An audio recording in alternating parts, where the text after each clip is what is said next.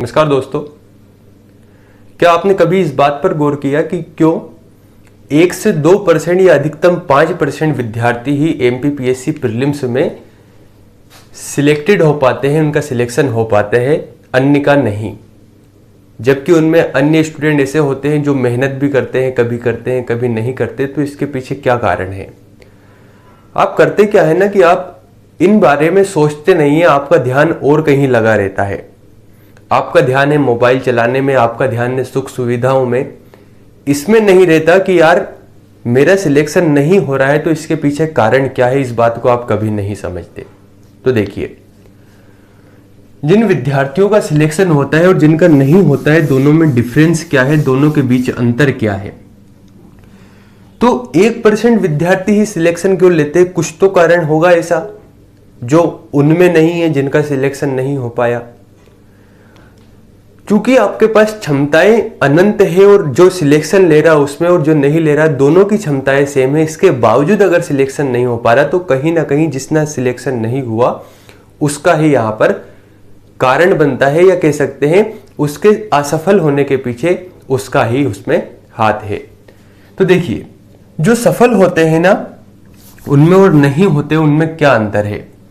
पहली बात, अगर आप असफल हैं, आपको सफलता नहीं मिली एमपीपीएससी प्रीलिम्स में, या आप असफल हो रहे, तो उसके पीछे सबसे बड़ा कारण है अपनी गलतियों को एक्सेप्ट ना करना। गलतियों को कह सकते हैं एक्सेप्ट ना करना, यह सबसे बड़ा कारण है। गलतियों को एक्सेप्ट नहीं करने का मतलब क्या? आपने अभी तक एग्जाम दिए या एग्जाम देने वाले हैं, आप कुछ ऐसी गलतियां कर रहे हैं जब आपको लगता है कि यार तैयारी ऐसे नहीं ऐसे करनी चाहिए, लेकिन आपके कोई दोस्त ने आपसे कह दिया कि यार तुम ऐसे तैयारी कर रहे हो, किसी टीचर ने बता दिया तुम ऐसे तैयारी कर रहे हो, और तुम्हें लग रहा है कि ये मेरे बारे में क्या बोल दिया, मैं तो टॉप स्टूडेंट हूं, टॉपर रहा हूं, और ये कह रहे हैं कि तुम्हें पढ़ने का तरीका नहीं मालूम, तुम ऐसे पढ़ाई कर रहे हो, तुम कैसे सिलेक्शन लोगे।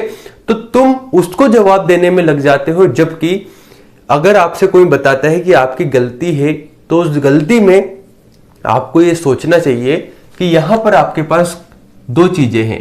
एक तो ये कि जो आपकी गलती बता रहा है या तो वास्तव में वह आपका शुभचिंतक हो या वह आपका आलोचक हो। दो बातें ही हो सकती है। अगर वह वास्तव में आपका शुभचिंतक है तो आपको सोचना चाहिए कि यार क्या वास्तव में मेरी ये गलती है। अगर गलती है और मेरा सिलेक्शन इसी वजह से रुका है तो फिर आपको उस गलती को एक्सेप्ट करना चाहिए और उस गलती का दोबारा से दोहराव नहीं होना चाहिए। गलतियां करना गलत बात नहीं है, लेकिन गलतियों से ना सीखना गलत बात है। अगर आप उसे सीख जाते हैं और फिर दोबारा ऐसी गलती नहीं करते हैं तो फायदा है आपका। और दूसरा, अगर वह आपका आलोचक है तो फिर उसको इग्नोर कर दीजिए। क्या मतलब, हमारी एनर्जी क्यों लगाए उसको जवाब देने में, है ना। तो पहला काम, अगर अब आप असफल हो रहे हैं प्रीलिम्स में, तो अब अगर आप अपनी गलतियों को एक्सेप्ट नहीं कर पा रहे हैं तो यह आपकी पहली गलती है। दूसरा कारण है डिसिप्लिन।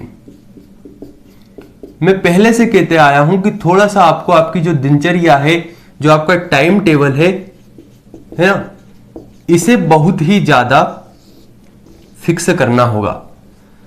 आपने देखा होगा जब प्राचीन इतिहास, मध्यकालीन इतिहास किसी को भी पढ़ते हैं, पुरानी कथाओं को सुनते हैं या किसी ऐसी चीजों को आप देखते हैं, तो आपने देखा होगा कि जो पुराने राजा महाराजा होते हैं वे अपने पुत्र को, अपनी संतान को, अपने जो कह सकते हैं वहां पर अपनी संतान जो हुआ होते थे उनको आश्रम में भेजते थे शिक्षा प्राप्त करने के लिए। आप बताइए, किसी राज्य का राजा, क्या उसके पास इतनी संपत्ति नहीं है कि उस शिक्षक को यहां पर आश्रम खुलवाकर अपने ही घर में शिक्षा दिलवा सके? तो आप कहेंगे सर यह बात तो सही है कि उसके पास संपत्ति की कमी नहीं होगी, तो क्या कारण है कि राजा अपनी संतान को वहां पर भेजता था? उसके पीछे सबसे बड़ा कारण होता था डिसिप्लिन, अनुशासन का।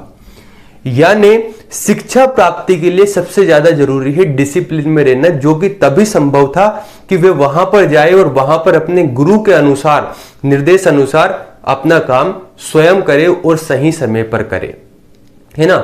इसमें चाहे हम भगवान कृष्ण की बात करें, राम की बात करें, किसी की भी बात करें, भगवान कृष्ण हो, भगवान राम हो, सभी यहां पर आश्रम गए और आश्रम जाने के पीछे एक कारण डिसिप्लिन भी रहता है, ताकि अनुशासन में रहकर शिक्षा प्राप्त की जा सके। तो आपको दूसरा जो सबसे बड़ा काम करना है, अपना टाइम टेबल फिक्स करना है, और इस टाइम टेबल को फिक्स ही नहीं करना बल्कि इसका उपयोग भी करना है। ये नहीं कि आपने टारगेट सेट कर लिया इतने घंटे पढ़ना है और सिर्फ वो लिखा हुआ है, आप उसे तय नहीं कर रहे हैं। तो दूसरा कारण है डिसिप्लिन।